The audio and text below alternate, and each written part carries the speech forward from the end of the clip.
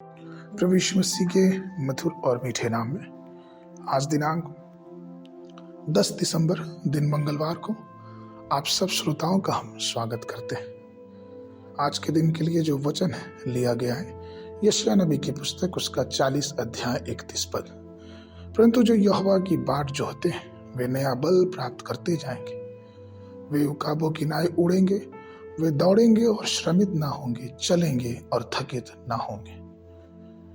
प्रियो, जो यहोवा की बाट जोहते हैं उन्हें दो आशीषें मिलती हैं। सबसे पहला चीज कि वो नया बल प्राप्त करते हैं और दूसरा कि वे उकाबों की नाई उड़ेंगे।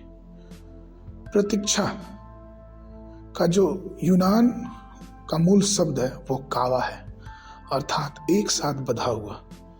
आप ऐसे समझें कि अगर किसी बड़े वृक्ष के पास बेल का पौधा लगा दे तो किस प्रकार से बेल का जो पौधा है वो उस पूरे वृक्ष को घेरते हुए और उस वृक्ष के साथ जुड़ जाएगा, वैसे ही परमेश्वर चाहता है कि हम उसके चरणों में बैठ के उसकी आत्मा की सामर्थ्य से अपने आप को ऐसे जोड़ लें कि उसकी सामर्थ हमारी सामर्थ हो जाए।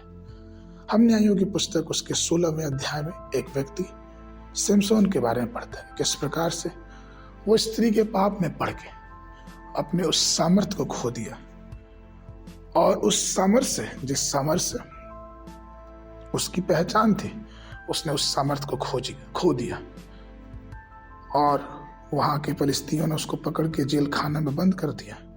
लेकिन जेल खाने में जब उसने इस बात को जाना कि उस सामर्थ खोने का कारण क्या, उसने पछताप किया।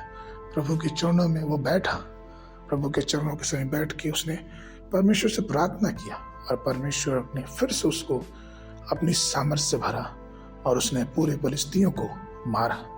हम इस घटना को जानते हैं। प्रियो, ये बहुत दयनीय है कि जब अगर हम किसी पेड़ पे चढ़ते हैं और थोड़ी दूरी से अगर नीचे गिरते हैं तो हम फिर खड़े हो सकते हैं, लेकिन अगर हम उसी पेड़ की चोटी पे पहुंच के गिरे तो ये हमारे लिए बहुत नुकसान की बात होती है। कई बार हमारे शरीर के अंग भी टूट सकते हैं।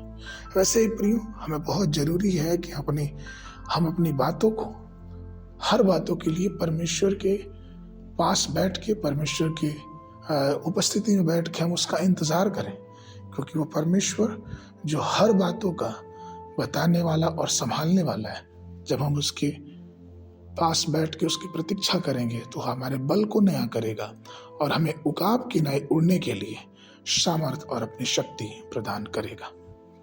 आज के मनन के लिए भजन संगीता उसका 62 अध्याय 5 पद। हे मेरे मन, यहोवा के सामने चुपचाप रह, क्योंकि मेरी आशा उसी से है। बाइबल अध्ययन के लिए होशे की पुस्तक उसका 1 अध्याय से लेकर 4 अध्याय तक और संध्या के समय प्रकाशित वाक्य की पुस्तक उसका 1 अध्याय। परमेश्वर आप सबको आशीष देवे।